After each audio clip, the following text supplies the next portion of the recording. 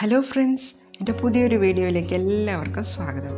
എന്നെപ്പോലെ മീൻകറി ഇല്ലാതെ ഊണ് കഴിക്കാൻ പറ്റാത്തവരായിട്ട് ആരെങ്കിലും ഉണ്ടോ? എങ്കിൽ ഓടി വന്നോളൂ.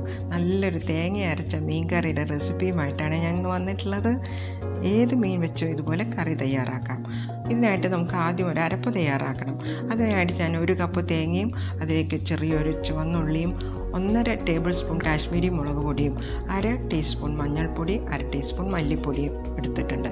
ഇത് ഒരു മിക്സിയുടെ ജാറിലിട്ട് അല്പം വെള്ളം ഒഴിച്ച് നല്ല പേസ്റ്റ് പോലെ അരച്ചെടുത്ത് കൊണ്ടുവരാം. ഇനി ചട്ടിയിലേക്ക് 4 പച്ചമുളകും ഒരു ചെറിയൊരു കഷ്ണം ഇഞ്ചി അരിഞ്ഞതും ഒരു ചെറിയ തക്കാളി അരിഞ്ഞതും കൂടെ ഇട്ട് കൊടുത്തിട്ടുണ്ട്.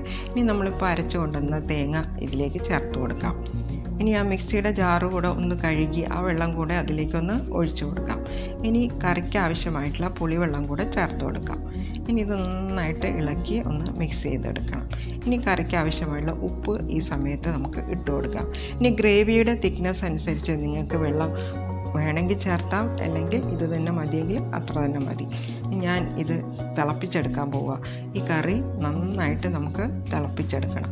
കറി നന്നായിട്ട് തിളച്ച ശേഷം മാത്രമേ ആ മീൻ കഷ്ണങ്ങൾ അതിലേക്ക് ചേർത്ത് കൊടുക്കാൻ പാടുള്ളൂ. എനിക്കിവിടെ നിന്ന് കിട്ടിയിരിക്കുന്ന മീൻ ഇതാണ്. ഇതിൻ്റെ പേര് എനിക്ക് അറിയില്ല, പക്ഷേ നല്ല ടേസ്റ്റും ഉണ്ട്, നല്ല ദശക്കട്ടിയും ഉള്ള ഒരു മീനാണ്. ഈ മീനാണ്. ഇതിൻ്റെ പേര് അറിയുന്നവരുണ്ടെങ്കിൽ ഒന്ന് കമൻറ്റ് ചെയ്യാൻ മറക്കല്ലേ. എനിക്കിതിൻ്റെ പേര് ശരിക്കും അറിയില്ല.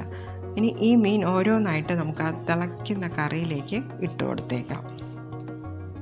എൻ്റെ റെസിപ്പി ഇഷ്ടമായാൽ എല്ലാവരും ഒന്ന് ലൈക്ക് ചെയ്യണേ. കൂടാതെ സബ്സ്ക്രൈബ് ചെയ്യാതെ കാണുന്നവരാരെങ്കിലും ഉണ്ടെങ്കിൽ ഒന്ന് സബ്സ്ക്രൈബ് ചെയ്യാനും മറക്കരുത് കേട്ടോ. ഇനി ഈ റെസിപ്പി നിങ്ങളുടെ റിലേറ്റീവ്സിനും ഫ്രണ്ട്സിനും എല്ലാം ഒന്ന് ഷെയർ ചെയ്തും കൊടുക്കാം കേട്ടോ. ഇനി ആ മീനെല്ലാം നമുക്ക് അതിലേക്ക് ഇട്ട് കഴിഞ്ഞാൽ പിന്നെ വല്ലാതെ ഇളക്കി മറിക്കേണ്ട. ചെറുതായിട്ടൊന്ന് സ്പാറ്റിൽ വെച്ചോ സ്പൂൺ വെച്ചോ ഒന്ന് ഇളക്കി കൊടുത്താൽ മതി. അല്പം കറിവേപ്പിലയും കൂടെ അതിലേക്ക് ഇട്ട് കൊടുക്കുന്നത് നല്ലതാണ്. ഒരു 4-5 മിനിറ്റിനുള്ളിൽ തന്നെ ഈ കറി ഒന്നുകൂടെ തിളച്ച് ആ മീനെല്ലാം അതിലേക്ക് നന്നായിട്ട് വെന്തിട്ടുണ്ടാകും. അത്ര മതി. ഇനി നമുക്കത് താളിച്ചെടുക്കാം.